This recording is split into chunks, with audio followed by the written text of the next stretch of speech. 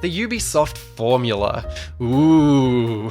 You can't avoid talking about Ubisoft when talking about a Ubisoft open world game. It's kind of just how it is, and if you've been online in the last 15 years or so, you've likely seen someone arguing about the formula. So I feel I need to signal my feelings on their winning formula before talking about this Avatar game, and to me, they're aggressively risk-averse. I keep trying them out, and I usually have an okay time with Far Cry and Watch Dogs games especially, but I'll lose interest before finishing them. They seem afraid of you getting bored or upset, ironically making them kind of boring, and they're unwilling to try anything bold most of the time, but you know, that's just me. My judgment is clouded by playing an unhealthy amount of video games, and I totally get why they're so popular. Speaking of things people have been annoying online about since around 2009, I actually really love James Cameron's Avatar. We do exist. I find the first film especially delightful. It's filled with great world building and it has a lot of heart. The second film is cool too, but it's a lot more uneven. Save the whales. Enter Frontiers of Pandora, a Ubisoft Avatar game.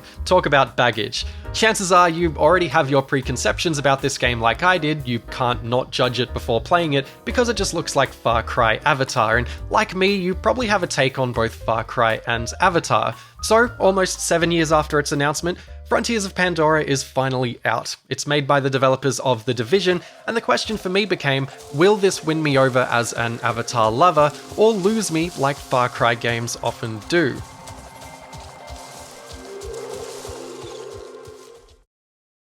The setup here is, you're a Na'vi orphan who was raised by the RDA, who are the Human Corporation. It stands for Resources Development Administration, which is remarkably generic.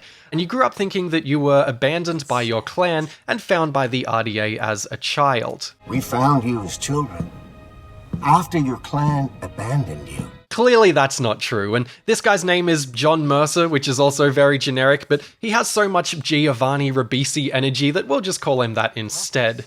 This is the opening scene in the game, and an entire film's worth of plot is crammed into the next 20 minutes. One of the other Na'vi kids rightly suspects you were all stolen from your clan and tries to escape. Giovanni Ribisi shoots her.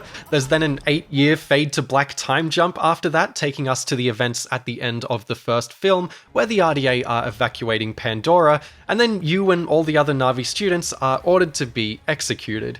Only 2 humans are sent in to kill them though, which seems like a bad call. Your Avatar teacher saves you, and she then freezes you in a cryogenic chamber, where you're treated to a very limited character creator. When you wake up, 16 years have passed, and we've now had 2 multi-year time jumps inside of a 20-minute window. Try your best to keep up.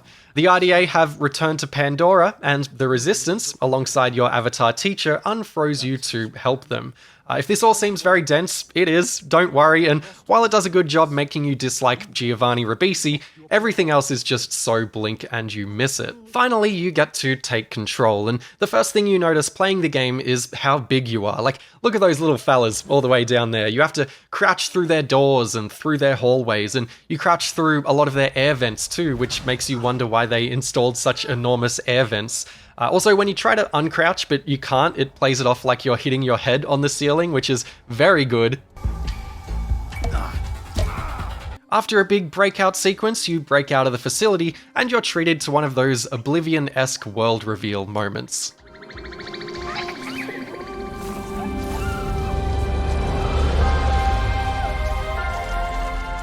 This game is absolutely gorgeous, like maybe the best looking game I've ever seen gorgeous. It's Ubisoft's first big exclusively next-gen game, and you can tell. The sound design and the music is so good too. Everything feels organic. There's so much attention to detail, you know.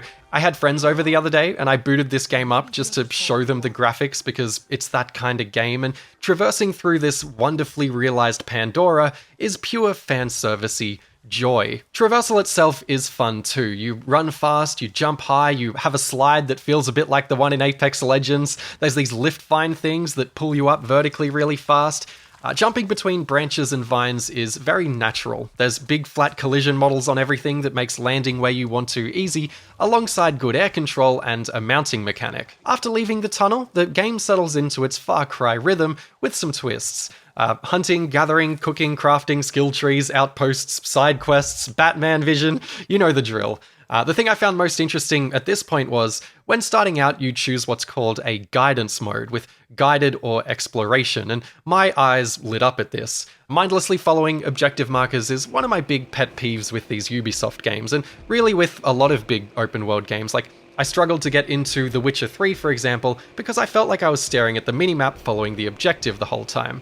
Turn off the minimap and you're completely in the dark. So in Avatar, choosing exploration mode turns off objective markers, but crucially, quests will still guide you towards where you need to go, like northwest of the research base, for example, or beneath the cliff in the valley that looks like an Ikran's head. Ikran's being the flying animals you ride. Please take notes because there'll be an Avatar quiz at the end of the semester. And this is so much better for me. It actually has you kind of looking at the world rather than looking at the map as you mentally map out where everything is in relation to everything else. In effect, heightening the already strong sense of place.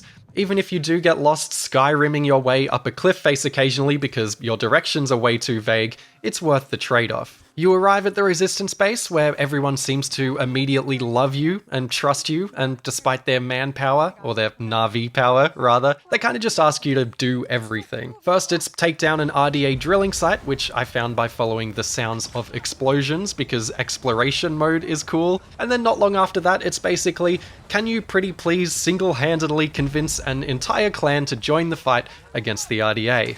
Arriving at the clan's home tree for the first time allows you to play through the rest of the game in 2-player online co-op, which I did, so if objectives were hard to find, my friends and I could just split up. You weren't tethered to each other's locations like in Far Cry. It's all very smooth, drop in, drop out, you can fast travel to each other, the characters in the game don't acknowledge that there's two of you, which is very amusing. But the problem with the co-op is it can make combat completely trivial. There's a downed revive each other system, but if you go down, you can just press a button twice to respawn nearby instead of waiting for a revive. You both have to be down at the same time to hit a game over, which only happened to us a handful of times. Convincing this clan is just as frenetic as the intro was. It's like a storytelling washing machine. You're meeting new characters quicker than you can remember their names or decipher who's important and who isn't, and they're sending you on missions to find or save other characters who you're not sure if you've met or not, and those characters sometimes have big, well-acted, Oscar moment, tragic, emotional scenes that feel completely unearned because you're too frazzled to feel invested in them. I'm sorry. This is a great scene with great music, but I just don't care, and while this is going on, the game's trying to speedrun your nameless protagonist's acclimation to this new Na'vi life. The first time you kill humans, who you've been allied with for basically your entire life up until this point, isn't treated like a big moment at all. In fact, it's the bow and arrow tutorial. When you wake up from cryosleep, you're told you're part of the Sorrentu clan, and about an hour later, in a triumphant moment, you exclaim that the Sorrentu spirit is not so easy to kill. So I guess we're just all in on this new life? No PTSD, no hesitation for killing, no Stockholm Syndrome, just up and good to go. A handful of short conversations with the other stolen Na'vi kids try to hit upon this whole new life thing, as does a vision with a Sorrentu clan ancestor, but they're very surface level. It's extra weird because both Avatar films feature storylines and conflicts around characters trying to integrate into new cultures, but it's glossed over here, and almost everyone is your best friend 5 minutes after meeting them. Also, maybe this is really petty, but I find the male voice protagonist's line delivery very one-note and annoying. Fearless like a Zeswa. Or perhaps just slow. That depends on if I was the target. Every line is delivered in this same tone. Here, take this. A radio? Put it in your ear. It is tuned to our frequency. You've been busy? The dialogue is at least unapologetically, earnestly Avatar, you know, lots of talk about Awa and the Sky People, but otherwise, at this point, my feelings on Frontiers of Pandora were a mix of being super impressed by how evocative and beautiful this rendition of Pandora is, and fairly down on how clumsy the storytelling and pacing is. The beats just didn't land. That is, until my mate and I scaled up through these gorgeous floating mountains. Climbing up further and further over vines and through caves and past waterfalls with the wind blowing and the music kicking in and these super smooth movement mechanics was wonderful, and when we hit the top we were met with our Ikrans. In line with how this game's paced, it does feel a bit like we got our ick runs way too early, but this sequence was very well done. We named ours Carol and Floof because we're so quirky XD. You can press a button to spawn them into zones that you've connected with an Awa tree in. Awa is like the Na'vi god for those taking notes at home, and flying them around is enjoyable enough if a bit basic. They certainly make finding objectives easier, and it's cool seeing trees and shrubs lean away as you zoom past or water pick up underneath you. A couple hours later, we had another bangin' sequence where we got to ride dire horses through these gorgeous sunny fields, leading us into the second act of the game where we hung out with another clan up north. It's a tad weird that we got our ick run before riding horses, and you can only ride wild horses that you find roaming around where they don't roam around in many areas, so they kind of just become a non-factor, but again, their introductory sequence is just breathtaking. I won't get too into story specifics from here on for spoilers' sake. You know, this is a new-ish game, but I will say where Act 1 was incredibly frenetic, Act 2 slows things way down. There's still way too many new characters, and I didn't find myself particularly invested in any of them, but the story begins to find itself more concerned with whimsical moments rather than depressing ones. It's big open green plains, it's festivals, kites, and wind flutes. It struck me that this game so far works best as a mood piece. Whether I was exiting the RDA base at the start, or climbing up to the ick runs, or riding a dire horse through those fields, or quietly climbing around between these cliffs to try and find and tune wind flutes, Frontiers of Pandora's most effective and most evocative moments so far aren't big story beats or combat encounters, and they're unrelated to the Ubisofty loot or unlocks or video game stuff. They're instead these more subdued and relaxing explorative moments. And the more I played, the more common these moments were becoming. There's these buffs called ancestor skills you can unlock, which usually involve finding a tiny hole in a cliff face and entering it, only for it to reveal a gorgeous glowing cave system for you to navigate, and it's really good, beautiful stuff, aided by the sense of discovery the exploration mode affords it. I also turned off a few of the HUD elements at this point just to take in the vibes that bit much more, which was a good call. For the most part though, you're doing fairly typical open world quests. Fetching stuff, taking down bases, doing a maze hacking minigame that I've never once failed. The combat itself is fine, you have bows and guns, I tended to use whichever was my most powerful, and enemies are usually foot soldiers or those two-legged mech suits. You have an overall gear level, and quests usually have a recommended level, so if you go in over-leveled, you sort of feel like the Terminator, but if you go in under-leveled, you're super squishy and you might have to be all sneaky beaky-like. Sometimes they can give you 2 human enemies to kill, which is great in co-op, like you take the left, I take the right, Captain Price sort of stuff. There's an indescribable loose and floaty feeling to this combat. Weapons don't feel amazing to use, and you're super agile, but there's not a sidestepping, tightly woven dance to it like there is in something like Doom. Like, if you stay exposed, enemies will just hit scan melt your health fast, so it's more about popping off a few shots and then stopping to regen health behind cover, or just escaping the fight entirely. I did a level 20 side quest on my own when I was only level 16, and I only beat it because I was patient enough to hide behind cover while enemy AI were dumb enough to walk towards me one by one.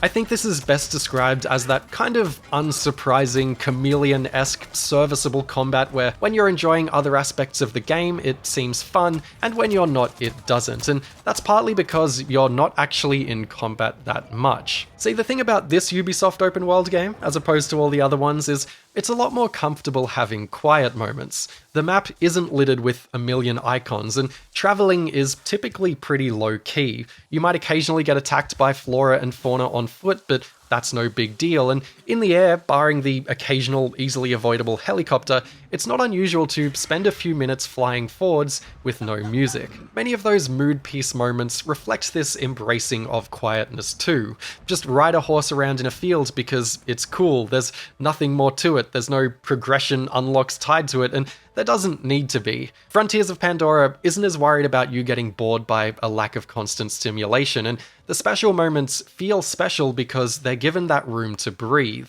This embracing of quietness and the exploration mode no objective marker thing are Frontiers of Pandora's 2 key deviations from the usual formula, and they're both very welcome. Whether they're enough to tide over this grumpy Ubisoft cynic, though, is a different question. Now, at this point, I was completely unconvinced that the story would get any better. I figured that I'd see the game out by meeting 100 more random Na'vi with random issues that only I seem to be able to sort out because everyone else in this game just seems to sit around all day. You know, I'd take down not Giovanni Ribisi, everyone claps, you know the drill, so wouldn't it be surprising if the third and final act was actually kind of good? Could you imagine?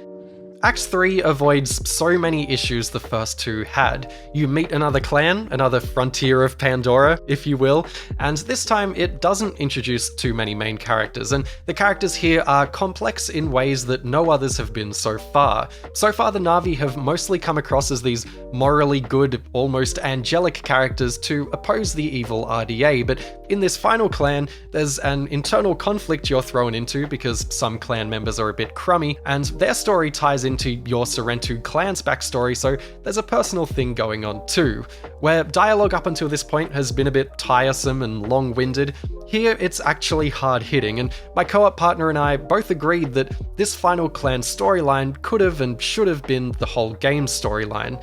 The sleek, high-budget presentation of it all hits that much harder when you actually care about what's going on. When the story starts to elevate though, the combat doesn't, and to illustrate my point, let's go back in time for a moment, because hey, did you know that Ubisoft also made the 2009 Avatar movie tie-in game? If not, I made a video on it a while ago. That video kind of put me on the map, and the title of that video is James Cameron's Avatar's Weirdly Ambitious Game, which I titled that because it's a weirdly ambitious game. Truly a masterstroke. It's ambitious in a few ways. It's one of the best looking games of 2009, but no one cared because it's not a great game. You get to choose if you play as either a human or an avatar, which is interesting. It has a territory control metagame thing that I totally forgot to mention in my original video. It has some semi-open design and a ton of unused content.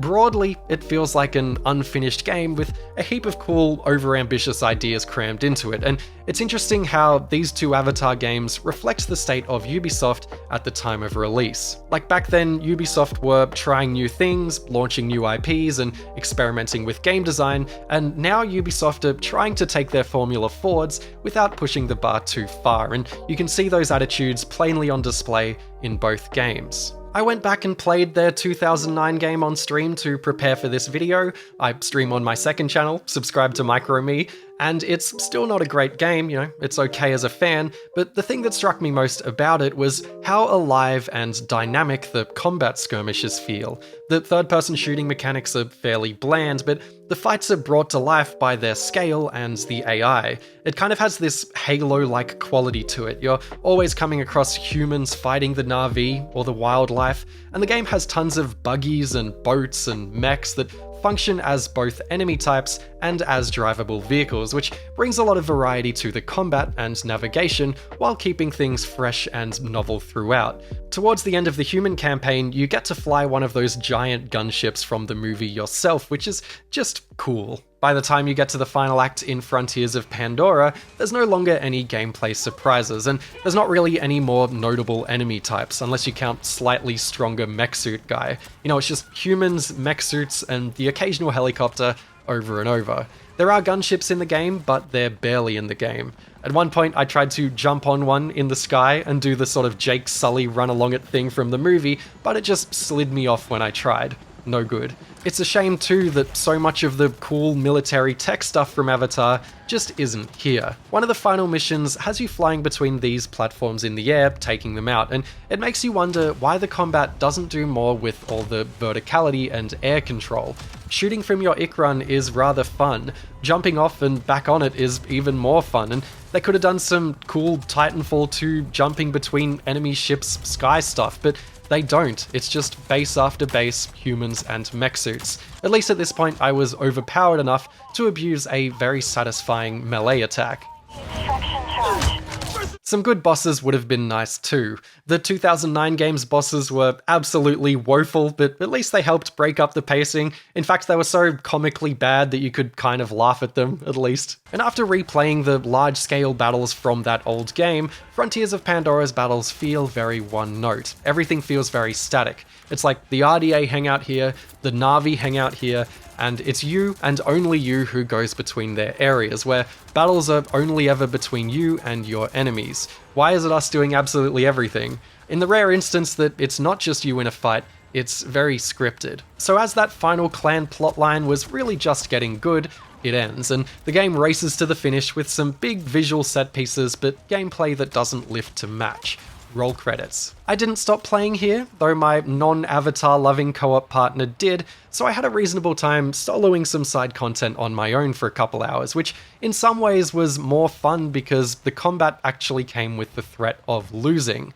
And just existing in this world is a vibe. Like, it can't be stressed enough how cool Pandora is here, but I did question if I'd like this game if I wasn't an Avatar fan, and while my feelings on it are generally positive, I'm mixed on a lot of things. There are nuggets of absolute brilliance here, like all the mood PC moments. I remember finding a small hole in a giant tree stump, only for it to reveal an inside for me to explore, and navigating this world can be delightful, but I feel like I was spending my time trying to be more into this game than I was, trying to get more invested in this story than I could, and the mostly uninteresting writing coupled with the formulaic stuff held me back. Which is a shame because this game proves how good its writing could be when it is good, and its attempts to stray from the formula with the exploration mode and the embracing of quiet moments are massively successful. There are kernels of an amazing video game here, moments of brilliance, I think more so than any other recent Ubisoft game, but the bloat weighs down those moments more than I want to admit, and if the focus was shifted further away from being a conventional open world game and further towards being the enchanting, smaller in scope mood piece it proves it can be, it'd be a far more compelling game. If I was to end here with a recommendation, I'd say you'll almost definitely like this if you like Ubisoft's thing. You'll probably like this if you're an Avatar fan too. This Pandora is worth seeing, and if you're a fan of neither, maybe just wait until it's cheap if you're curious. As an Avatar nerd, I loved parts of Frontiers of Pandora. I'm glad it exists, I'm glad I played it, and it's the first open-world Ubisoft game that I've finished in years. It's an incredible technical achievement, and it's a step forward for Ubisoft's open-world design, but I think they should have taken a bigger step.